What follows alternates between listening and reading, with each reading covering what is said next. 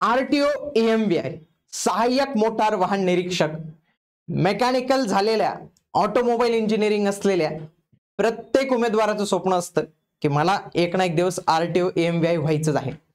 परंतु हे कसे होतात, याच्यासाठी पात्रता काय लागते, त्याच्यानंतर वयोमर्यादा, अभ्यासक्रम, परीक्षा पॅटर्न, निवड प्रक्रिया, शारीरिक पात्रता, शैक्षणिक अर्हता या सर्व गोष्टी माहित नसतात आणि या सर्व गोष्टी तुम्हाला आजच्या या व्हिडिओमध्ये जे आहे तर ते माहिती मिळणार आहे. नमस्कार मित्रांनो, मी गणेश मनकर इग्नाइट अकॅडमीच्या प्लॅटफॉर्मवर तुम्हा सर्वांचे मी स्वागत करतो. आरटीओ एएमव्हीआय बद्दलचा संपूर्ण माहिती देणार आपला आजचा व्हिडिओ असणार आहे, म्हणून तुम्ही हा व्हिडिओ शेवटपर्यंत पूर्ण बघा. सगळ्यात आधी पदाचं काय नाव आहे, तर पदाचं नाव आहे सहाय्यक मोटार वाहन निरीक्षक. हे कोणत्या विभागाअंतर्गत येतं? महाराष्ट्र शासनाच्या गृह परिवहन विभागाअंतर्गत येतं आणि हे जर पाहिलं तर ही क्लास 3 ची पोस्ट आहे. पण एवढी क्लास 3 ची पोस्ट असून याची एवढी क्रेज काय, तर त्याचं कारण मी तुम्हाला पुढे जे आहे तर ते सांगणार आहे. आरटीओ एएमव्हीआय म्हटलं तर एक नाव नेहमी उमेदवारांच्या मनात असतं, ते म्हणजे इग्नाइट अकॅडमीचं. जे मागे आपले तुम्ही बघू शकतात की 2017 मध्ये पण जी ऍड आलेली होती तर त्याच्यामध्ये पण आपण सगळ्यात जास्त सिलेक्शन जे आहे तर ते आपणच दिलेले होते. 2020 मध्ये पण जाहिरात आली होती तर त्यांचा आपण गुणगौरव समारंभ नुकताच जो आहे तर तो केलेला होता, तर त्याची पण जाहिरात आलेली होती. तर त्याच्यात पण सगळ्यात जास्त सिलेक्शन महाराष्ट्रात आपणच जे आहे तर ते दिलेले होते. तर त्याच फंक्शन्स मधील हे काही चित्र तुम्ही इथं बघू शकता. तर त्यांचा आपण व्यवस्थित पद्धतीने समारंभ केलेला होता. तर सरांनी पहिलेच जे बॅच होती तर त्याच्यामध्ये अनाउन्स केलं होतं की जो कोणी प्रथम येईल त्याला आपण काहीतरी चांगले गिफ्ट देऊया, त्यांना बुलेट देऊया. तर त्यांना शेवटी तो शब्द पण देखील पाळलेला होता आणि 2-3 नंबर वाल्याला पण जे आहेत तर ते कॅश प्राइस वगैरे जे आहे तर ते मिळालेले होते. आणि जर तुम्हाला वाटतं जसं यांचं सिलेक्शन झालं तसं माझं सिलेक्शन व्हावं, तर याच्यासाठीच तुम्हाला परिपूर्ण यशाकडे नेणारी ही जी बॅच आहे तर ती आपण लॉन्च केलेली आहे. जर तुम्हाला पूर्ण बॅच पाहिजे असेल प्रिलिम प्लस मेन्स तर ती पण बॅच अवेलेबल आहे रेकॉर्डेड फॉर्मॅटमध्ये. आणि समजा काहींचं प्रिलिमला हे असतं तर प्रिलिमची बॅच पण आपण जे आहे नवीन पॅटर्न नुसार लॉन्च केलेली आहे. बॅचेस विषयी माहितीसाठी तुम्ही दिलेल्या नंबरवर संपर्क करू शकतात. आता बघा, अलीकडच्या काळात आलेल्या जर काही आपण पाहिलं वॅकन्सीज तर 2020 मध्ये जवळपास 240 जागा होत्या. 2017 मध्ये 833 जागा, खूप मोठी वॅकन्सी होती. आणि 2013 मध्ये जवळपास 215 वगैरे जागा होत्या.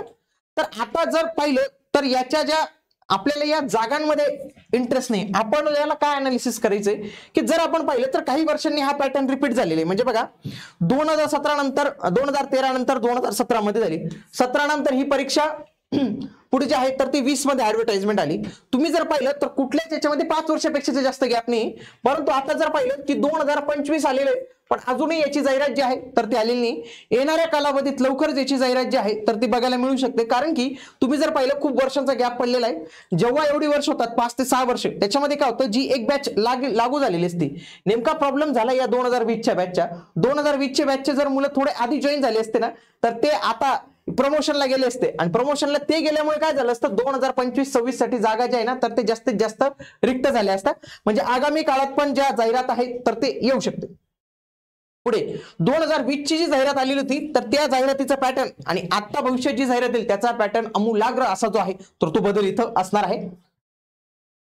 मग याची वेतन श्रेणी काय असते, याला वेतन भेटतं S14 म्हणजे 38,600 ते 1,22,800. तुम्ही जर पाहिलं ही कोणती पोस्ट आहे, क्लास सी ची. तुम्ही जर एमपीएससीचं पाहिलं ना, एमपीएससी ज्या काही जागांसाठी भरती घेते त्याच्यामध्ये एमपीएससी कंबाईन ग्रुप बी ची जी पोस्ट होते त्याच्यामध्ये कोणती पदं भरली जातात बघा, पीएसआय, एसटीआय आणि एएसओ. हे ग्रुप बी ची पोस्ट आहे, हे ग्रुप बी नॉन गेजेटेड. आणि यांचा पगार किती माहिती का, इतका. म्हणून या पदाविषयी क्रेज काय माहिती का, की हा पद गट क संवर्गाचा आहे पण याला वेतन श्रेणी गट ब संवर्गाची लागू होते. म्हणजे जे ग्रुप बी ला वेतन श्रेणी आहे S14 ची, ती वेतन श्रेणी या ग्रुप सी च्या पोस्टला लागू होते. म्हणून याच्याविषयी एवढी क्रेज जी आहे तर ते आपल्याला इथं बघायला मिळते. आणि याचा जो ओरा पाहिला, याचे जे अधिकार पाहिले, याचा जो मान सन्मान पाहिला ना तर तो क्लास 1 ऑफिसर सारखा असतो. म्हणजे असं म्हणतात की पोस्ट ग्रुप सी ची, वेतन ग्रुप बी च आणि पॉवर ग्रुप ए ची. तर असं या पदाविषयी जे आहे तर ते म्हटलं जातं. पात्रता काय लागते, सगळ्यात आधी मेन पात्रता काय म्हणजे कोणत्या वयापर्यंत तुम्हाला ही परीक्षा जी आहे तर ती देता येते. खूप सारे उमेदवार जे आहेत आज रोजी कॉलेजमध्ये शिक्षक आहे, कोणी एचओडी लेवलला गेलेले, काही लोक प्रिन्सिपलही बनलेले, पण त्यांच्या मनात असतंच की मला जर काही सरकारी नोकरीची संधी भेटली तर त्यांना करायची हौस असतेच. तर त्यांच्यासाठीच ही खास वयोमर्यादा आहे. बघा, किमान वय मर्यादा 19 आहे. खूप सारे उमेदवार जेव्हा डिप्लोमाला असतात ना त्यांचं वय कमी भरून जातं, तर ते टळून जातात. तर त्यांचं किमान वय जे ना 19 वर्ष हे पूर्णच पाहिजे. दुसरं, 38 वर्षापर्यंत तुम्ही देऊ शकता जर तुम्ही ओपन कॅटेगरी मधून असाल तर. आणि जर तुम्ही मागासवर्गीय मधून असाल, मागासवर्गीय म्हणजे काय, ओबीसी, एससी, एसटी, ईडब्ल्यूएस पण त्याच्यातच येऊन लागतात, आता एससीबीसी, तर या सगळ्या गोष्टी ज्या आहेत, मग एनटी असेल, एसबीसी असेल, या सगळे जे आहेत ना यांना ह्या 43 वर्षापर्यंत देता येते. म्हणून जर कोणी उमेदवार या प्रवर्गातून असेल ना त्याला घाबरण्याची चिंता नाही, तो 43 वर्षापर्यंत ही एक्झाम जी आहे तर ते देऊ शकतो. पुन्हा एखादा खेळाडू असेल ना, मग तो ओपनचा का असो ना, ओपन मधला जरी असेल ना एखादा खेळाडू प्रवर्गाचा, तर त्याला 43 वर्षांपर्यंत देता येईल. त्याच्यासोबतच जे काही माजी सैनिक असतात ना, माजी सैनिकांना पण 45 वर्षांपर्यंत देता येते. दिव्यांग उमेदवार याच्यासाठी अपात्र असतात, कारण की ही पोलीस याच्यामधली पोस्ट जी आहे तर ती मानली जाते आणि याच्यासाठी फिजिकल क्रायटेरिया जो आहे तर तो महत्वाचा असतो. पुढचं, शैक्षणिक पात्रता काय लागते. शैक्षणिक पात्रता तुम्हाला सगळ्यांना माहितीच आहे, पण पुन्हा सांगतो बघा. महाराष्ट्र राज्य माध्यमिक व उच्च माध्यमिक शिक्षण मंडळाची माध्यमिक शाळा प्रमाणपत्र परीक्षा म्हणजेच काय, 10वी पास पाहिजे.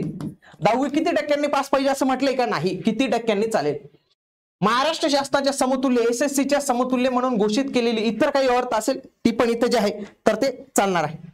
बघा, माध्यमिक शालांत प्रमाणपत्र परीक्षा उत्तीर्ण झाल्यानंतर स्वयंचल अभियांत्रिकी म्हणजे ज्याला म्हणतो ऑटोमोबाईल इंजिनिअरिंग व मेकॅनिकल इंजिनिअरिंग विषयातील किमान 3 वर्षाची पदविका वा केंद्र व राज्य शासनाने समकक्ष म्हणून घोषित केलेली अर्थ. म्हणजे काय पाहिजे, तुम्ही 10वी पास पाहिजे प्लस तुमचा 3 वर्षाचा डिप्लोमा पाहिजे, कुठला, ऑटो किंवा मेकॅनिकलचा डिप्लोमा पाहिजे. तसेच जर तुमची पदवी असेल ना तरी याला चालणार आहे. म्हणजे काही ठिकाणी काय असतं, फक्त डिप्लोमा इलिजिबल असतं, इथे डिप्लोमा प्लस तुमची जी काही पदवी असेल तर त्या दोन्ही गोष्टी तुम्हाला इथे इलिजिबल जे आहे तर ते बघायला मिळणार आहे.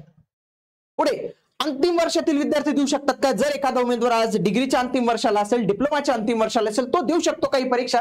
तर बघूया काय म्हणतात की पदवीच बसलेले उमेदवार प्रस्तुत परीक्षेत पात्र असतात. म्हणजे काय की तुम्ही अंतिम वर्षाचे असाल तर तुम्ही पात्र असतात, परंतु मुख्य परीक्षेपर्यंत तुमच्याजवळ ते सर्टिफिकेट असणं गरजेचं आहे, तरच तुम्ही मुख्य परीक्षेचा फॉर्म भरू शकतात. पुढचं, अनुभव. अनुभवामध्ये बघूया काय म्हटलेलं बघा.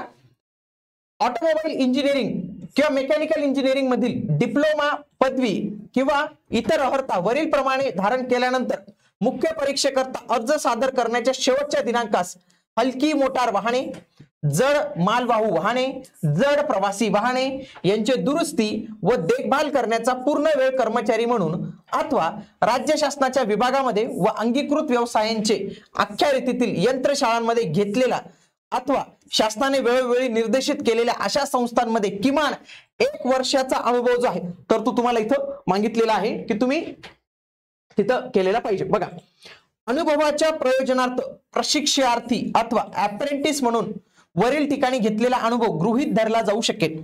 अप्रेंटिसचा पण अनुभव असेल. मुख्य परीक्षेत अर्ज सादर करण्याच्या शेवटच्या दिनांकास वर नमूद केल्याप्रमाणे किमान 1 वर्ष कालावधीचा पूर्ण वेळ कर्मचारी म्हणून अनुभव नसेल त्यांनी नियुक्तीनंतर परीक्षा विधीन कालावधीमध्ये शासनाच्या विभागात अथवा अंगीकृत व्यवसायांमध्ये अथवा शासनाने वेळोवेळी निर्देशित करेल अशा संस्थांमध्ये किमान 1 वर्ष कालावधीचा अनुभव घेणे बंधनकारक आहे. आता पहिली जी अट वाचली असेल ना, तुम्हाला वाटलं असेल हा व्हिडिओ मी तर स्किप करून देतो कारण की माझ्याकडे काही अनुभव नाही आहे, परंतु म्हणून सांगतो की व्हिडिओ पूर्ण बघत चला. पहिला पॉईंट काय सांगतो की अनुभव पाहिजे आहे. दुसरा पॉईंट काय सांगतो की अनुभव नसला तरी चालेल, परंतु जेव्हा तुम्ही प्रोबेशन पिरियडवर असतात तेव्हा मात्र तुम्ही 1 वर्षाच्या आत तो अनुभव घेणं इथं गरजेचं असणार आहे. पुढे आता मेन आहे लायसन्स. बघा, आधी काय होतं, पूर्व परीक्षेलाच लायसन्स लागायचं पहिले, त्याच्यामुळे खूप कमी पोरांना फॉर्म भरता यायचा. परंतु 2020च्या परीक्षेनंतर काय झालं की पूर्व परीक्षेला लायसन्स त्यांनी बंधनकारक केलेलं नव्हतं. बघा, मुख्य परीक्षेकरता अर्ज सादर करण्याच्या अंतिम दिनांकास वैध असलेली गिअर असलेली मोटारसायकल, हलकी वाहन आणि परिवहन वाहन जसं जड मालवाहू वाहन आणि जड प्रवासी वाहन या संवर्गांसाठी सक्षम प्राधिकरणाने दिलेले वैध लायसन्स आवश्यक आहे. म्हणजे तुमच्याकडे लाईट मोटार व्हेकलचं लायसन्स मुख्य परीक्षेकरता असणं आवश्यक आहे. मुख्य परीक्षेकरता अर्ज सादर करण्याच्या अंतिम दिनांकास वर नमूद केल्याप्रमाणे जड मालवाहू विमान, जड माल वाहतूक वाहन किंवा जड प्रवासी वाहतूक वाहन यापैकी एखादी किंवा दोन्ही वाहन चालवण्याचे लायसन्स नसेल तर अशा उमेदवारास नियुक्तीच्या 2 वर्षाच्या परीक्षा विधी कालावधीमध्ये ते प्राप्त करून घेणे इथं गरजेचं असते. जे हेवी ड्युटी व्हेकलचे लायसन्स असतात ना, ते जर तुमच्याकडे आता नसेल, जेव्हा तुम्ही जॉईन होतात त्याच्यानंतर काढलं तरी चालतं, ते पण त्यांनी इथं अलाउ केलेलं आहे. ओके. आणि जे उमेदवार या प्रोबेशन पिरियड मध्ये हे लायसन्स काढू शकणार नाही त्यांना सेवेतून इथं कमी करण्यात येईल असं त्यांनी इथं म्हटलेलं आहे. ओके. पुढे शारीरिक पात्रता काय पाहिजे बघा. जे पुरुष उमेदवार असतात ना त्यांची हाईट पाहिजे 163 सेंटीमीटर इररिस्पेक्टिव्ह ऑफ कास्ट. इथे काही कास्टला हे दिलेलं नाही आहे. अनम आणि पायाने. पुन्हा त्यांना चेस्टचा क्रायटेरिया आहे किमान 79 सेंटीमीटर न फुगवता, आणि फुगवून किती पाहिजे पुन्हा 5 सेंटीमीटर याच्यात वाढली पाहिजे. आलं लक्षात. त्याच्यानंतर जे महिला उमेदवार असतात ना, महिला उमेदवारांसाठी 145 सेंटीमीटर उंचीची अट असते आणि वजन त्यांचं 45 किलोपेक्षा जास्त पाहिजे तरच ते इथं फॉर्म भरू शकतात. हा फिजिकल क्रायटेरिया जर कोणाचा मीट होत नसेल ना तर तो त्याला इलिजिबलच करत नाही, डायरेक्ट त्याला काढून टाकतात. तो रंगांध नसून त्याची दृष्टी चष्म्यासह वा शिवाय चांगली पाहिजे. म्हणजे चष्मा चालतो पण असंही नाही काय पाहिजे की त्याला काहीच दिसलं नाही पाहिजे, असं नसलं पाहिजे. निवड कशी होते लक्षात घ्या. निवड मध्ये तुमची काही इथं मुलाखत वगैरे आता काहीच होत नाही. ते बघा, एक असते पूर्व परीक्षा. ही परीक्षा एक चांगली परीक्षेसारखं काम करते. ही काय करते, बाकीच्या लोकांना फिल्टर करते. आणि दुसरी असते मुख्य परीक्षा. मग जेव्हा पूर्व परीक्षा होते, पूर्व परीक्षेचा निकाल लागल्यानंतर काही रेशो मध्ये मुलं बोलवले जातात आणि मुख्य परीक्षा होते. आणि मुख्य परीक्षेच्या निकालावरच तुम्हाला जे आहे तर इथं सिलेक्शन इथं दिलं जातं, हे लक्षात ठेवा. पूर्व परीक्षेचा जर पॅटर्न जर आपण पाहिला तर अशा पद्धतीने हा पूर्व परीक्षेचा पॅटर्न असतो की त्याच्यामध्ये सामान्य क्षमता चाचणी असते. 100 प्रश्न असतात 100 गुणांसाठी. त्याचे प्रश्नांचा जो दर्जा असतो तर तो काय असतो, पदवी लेवलचा. प्रश्न मराठी इंग्रजी अशा दोन्ही माध्यमांमध्ये असतात. 1 तास वेळ मिळतो आणि एमसीक्यू पॅटर्न मध्ये असतात. एमसीक्यू पॅटर्न म्हटल्यावर इथे 4 पर्याय इथं तुम्हाला विचारले जातात. आता हा लक्षात घ्या, हा नवीन परीक्षा पॅटर्न आहे बरं का. मागच्या वेळी जो परीक्षा पॅटर्न होता 2020 चा तो पूर्णपणे वेगळा होता. आता हा नवीन पॅटर्न नुसार मी तुम्हाला संपूर्ण माहिती सांगतोय. बघा, या नवीन पॅटर्न नुसार हा तुमचा अभ्यासक्रम असणार आहे, ज्याच्यामध्ये तुम्ही जर इथं पाहिलं तर इथं मेकॅनिकलचा काहीच म्हणजे गंधच नाही आहे आणि ऑटोमोबाईलचा पण गंध नाही आहे. इथं तुम्ही बघून घ्या, इथं काहीच नाही आहे. इंजिनिअरिंगचं तुमचं काही कामात येणार नाही इथं.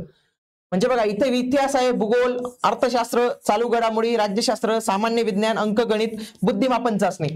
म्हणजे तुम्हाला अभ्यास करताना अशा पद्धतीने अभ्यास करावा लागणार आहे. टेक आणि नॉन टेकला दोन्ही सोबत घेऊन चालावं लागणार आहे. म्हणून तुम्हाला जे मार्गदर्शन करतील, तुम्हाला वाटलं की एखाद्या ठिकाणी मला क्लास लावायचा आहे, बॅच लावायचे, मला त्यांचं मार्गदर्शन घ्यायचंय, तर असा तुम्ही क्लास बघा की जे नॉन टेक आणि टेक या दोन्हीमध्ये महाराष्ट्रात प्रथम असतील. तर याच्यासाठीच तुम्हाला मी आग्रह का करतो इग्नाइट अकॅडमीचा, कारण की जर तुम्ही पाहिलं की आपलं नॉन टेकचं जे चॅनल आहे तर ते 1 मिलियनच्या पुढे गेलेले. म्हणजे आपण नॉन टेक मध्ये पण खूप चांगली कामगिरी केलेली. टेक्निकल मध्ये मी तुम्हाला आताच ते फोटोज वगैरे सर्व दाखवलं, तर त्याच्यामध्ये आपण पाहिलं तर आपले खूप सारे सिलेक्शन आपल्याला इथे दिसतात. म्हणजे आपल्याला या प्लॅटफॉर्मच्या माध्यमातून तुमचं टेक आणि नॉन टेक हे दोन्ही गोष्ट परफेक्ट होऊन जातील. नाही तर काही ठिकाणी काय असतं, टेक्निकल खूप स्ट्रॉंग असेल, नॉन टेक नसेल, नॉन टेक स्ट्रॉंग असेल, टेक्निकल नसतं. आणि आपल्याला हे दोन्ही लागणार आहेत तरच आपलं सिलेक्शन जे आहे तर ते होणार आहे. म्हणून तुम्ही तुमच्या निर्णय घेताना तर असाच निर्णय घ्या की जिथं टेक आणि नॉन टेक हे दोन्ही तेवढ्या स्ट्रॉंग लेवलचे असतील, तेवढ्या स्ट्रॉंग लेवलचे तिथं फॅकल्टीज असल्या पाहिजेत. हा झाला पूर्व परीक्षा. पूर्व परीक्षा पास झाले, गेले मुख्य परीक्षेला. मुख्य परीक्षेचा अभ्यासक्रम हा वेगळा आहे. हे जरी ग्रुप सी मध्ये येत असतं ना तरी ग्रुप सी मध्ये फक्त AMVI असा याचा सिलेबस तो वेगळा आहे मुख्य परीक्षेचा. बघा, 150 प्रश्न येतात, 300 गुणांसाठी 1.5 तास वेळ भेटतो. MCQ पॅटर्न आहे, इंग्रजीमध्ये असतात सगळे प्रश्न आणि याच्यामध्ये खऱ्या अर्थाने तुमचं गोष्टी असतात. बघा, mechanical engineering and automobile engineering विषयांवर आधारित. बघा, पदविके समान म्हणजे काय, डिप्लोमा लेवलचे प्रश्न असतात इथं. पुढे सिलेबस काय असतो बघा, हा संपूर्ण तुमचा सिलेबस दिलेला आहे. आता या सिलेबस डिकोडिंगचा व्हिडिओ येणाऱ्या कालावधीत आपल्या चॅनलवर येणार आहे, म्हणून तुम्ही या चॅनलला सबस्क्राईब करून ठेवा. स्ट्रेंथ ऑफ मटेरियल आपला SOM हा विषय असतो. पुढे manufacturing process, theory of machine, TOM, hydraulics and hydraulic machineries. पुढे thermal engineering and refrigeration, industrial engineering and management, power developing system and constructions, cooling and lubrication system, transmission system, steering system and steering drives. पुढे differential, rear axle and brakes, vehicle maintenance and transport management, automobile electrical and electronic system, introduction to electric vehicles, motor act rule and road safety, मग याच्यात आपल्याला वेगवेगळे कायदे वगैरे जे आहे तर ते बघायला मिळतात आणि हा संपूर्ण आपल्या मुख्य परीक्षेचा जो आहे तर तो पॅटर्न असतो. तर अशा पद्धतीने आपण या सगळ्या गोष्टी ज्या आहेत तर त्या जाणून घेतलेल्या आहेत. आरटीओ एमबीए बद्दल तुमच्या काही मनात आणखी शंका असतील तर तुम्ही आम्हाला कमेंट बॉक्समध्ये नक्की कळवा आणि हे चॅनलला तुम्ही सबस्क्राईब करून ठेवा, कारण की आगामी काळात आपण याच्यावर खूप मोठी व्हिडिओ सिरीज राबवणार आहोत, ज्याच्यामध्ये नेमकं याचं प्रमोशन कशा पद्धतीने होतं, काय काय कामाचं स्वरूप असतं, तयारी कशी केली पाहिजे, अभ्यासाचं नियोजन कसं केलं पाहिजे, असे इतर अनेक घटक जे आहे तर ते आपण येणाऱ्या कालावधीत तुमच्यासाठी घेऊन येणार आहोत. म्हणून तुम्ही या चॅनलला सबस्क्राईब करून ठेवा आणि जर तुम्ही तयारी करत असाल तर याच्यासाठी आपल्या ऑनलाईन रेकॉर्डेड बॅच ऍप्लिकेशनवर अवेलेबल आहेत, त्यांना पण देखील तुम्ही नक्की परचेस करून तुमची तयारी जी आहे तर ते करू शकतात. भेटूया आता आपण पुढील व्हिडिओमध्ये. तोपर्यंत जय हिंद, जय महाराष्ट्र, धन्यवाद.